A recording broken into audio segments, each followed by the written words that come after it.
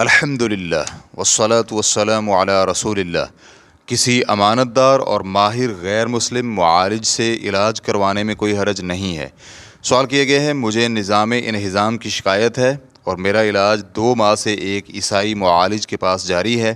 مجھے پہلے اس کے علاوہ کسی اور معالج کا علم نہیں تھا، اب مجھے ایک مسلمان معالج کا علم ہوا ہے، تو کیا میں عیسائی معالج کے پاس دوا کا کورس چھوڑ کر مسلمان معالج سے علاج کرواؤں، یا پھر میں عیسائی معالج کے پاس علاج مکمل کروا سکتا ہوں؟ الجواب بعون اللہ سبحانہ و تعالی۔ اگر عیسائی معالج قابل اعتماد، امانت دار اور اپنے طبی شعبے کا ماہر ہے اور آپ نے ان کے پاس علاج شروع کیا ہوا ہے اور آپ کو اس سے افاقہ بھی ہے، تو پھر اس کے پاس علاج مکمل کروانے میں کوئی حرج نہیں ہے۔ آپ پر لازم نہیں ہے کہ اسے چھوڑ کر کسی مسلمان معالج سے علاج کروائیں، کیونکہ طبی ماہر اگرچہ مسلمان نہ بھی ہو تو وہ آپ کا وقت، دولت اور محنت سب کچھ بچا دے گا، اور ایسا ممکن ہے کہ اللہ تعالیٰ اس کے ہاتھوں سے آپ کی شفا لکھ دے۔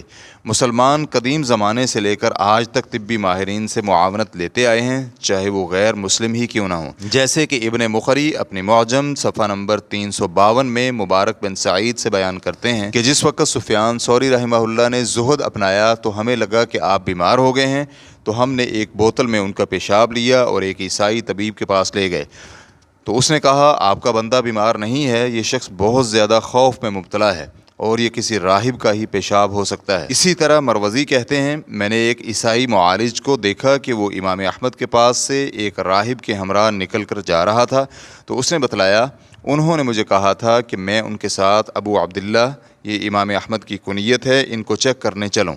سیر اعلام النبلاء جلد نمبر 11 صفحہ نمبر 211۔ ابن قیم رحمہ اللہ کہتے ہیں، رسول اللہ صلی اللہ علیہ وآلہ وسلم نے عبداللہ بن اریقط کو ہجرت کے وقت بطور راہبر اجرت پر اپنے ساتھ لیا تھا، حالانکہ وہ کافر تھا۔ یہ اس بات کی دلیل ہے کہ طب، آنکھوں کے علاج، ادویات، کتابت، منشی گری اور دیگر ایسی خدمات جن میں ایسی ذمہ داری ہو جہاں ایمانیات کا دخل نہ ہو، تو ایسی تمام ذمہ داریوں میں ان سے خدمات حاصل کی جا سکتی ہیں۔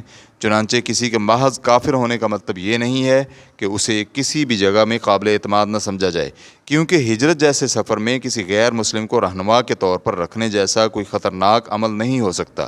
ریفرنس کے لیے دیکھیے بدائع الفوائد جلد نمبر 3 صفحہ نمبر 725۔ ابن مفلح رحمہ اللہ نے شیخ الاسلام ابن تیمیہ رحمہ اللہ سے بیان کیا ہے، اگر کوئی یہودی یا عیسائی طبی ماہر ہو اور انسان کا اس پر اعتماد بھی بنا ہو تو پھر اس کے پاس علاج کروا سکتا ہے۔ اس طرح یہ جائز ہے کہ اس کے پاس اپنی دولت بطور امانت رکھے اور اس سے لین دین بھی کر سکتا ہے، کیونکہ اللہ سبحانہ و تعالیٰ کا فرمان ہے، وَمِنْ أَهْلِ الْكِتَابِ مَنْ إِنْ تَأْمَنْهُ بِقِنْطَارٍ يُؤَدِّهِ إِلَيْكَ وَمِنْهُمْ مَنْ إِنْ تَأْمَنْهُ بِدِينَارٍ لَا يُؤَدِّهِ إِلَيْكَ۔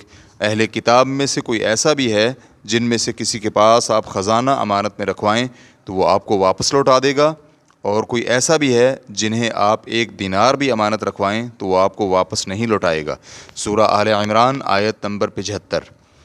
اور جب ایسا ممکن ہو کہ کسی مسلمان معالج سے علاج کروائے یا مسلمان کے پاس امانت رکھے یا مسلمان سے تجارتی لین دین کرے تو پھر کسی اور کی طرف جانا مناسب نہیں ہے، لیکن اگر کسی اہل کتاب سے علاج کروانے پر مجبور ہو یا اس کے پاس ہی امانت رکھوا سکتا ہو تو پھر اس کے لیے گنجائش ہے، بشرطے کہ یہ یہودی اور عیسائی کے ساتھ ممنوعہ دوستی میں شامل نہ ہو، اور اگر ساتھ میں اس اہل کتاب کو دین اسلام کی دعوت بھی اچھے طریقے سے دے تو یہ بہترین عمل ہے۔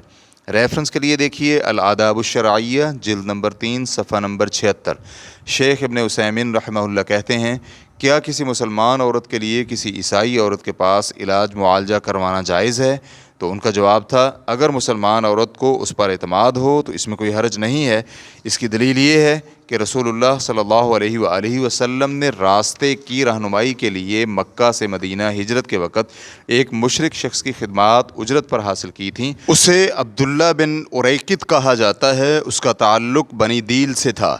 ریفرنس کے لیے دیکھیے لقاء الباب المفتوح جلد نمبر 2 صفحہ نمبر 56۔ ہم اللہ تعالیٰ سے آپ کی صحت کے لیے دعا گو ہیں۔ واللہ تعالی اعلم۔ اسلام QA ریکارڈنگز، مؤسسۃ الشیخ محمد صالح المنجد، المملکۃ العربیۃ السعودیہ، فتویٰ نمبر 143890۔ والسلام علیکم ورحمۃ اللہ وبرکاتہ۔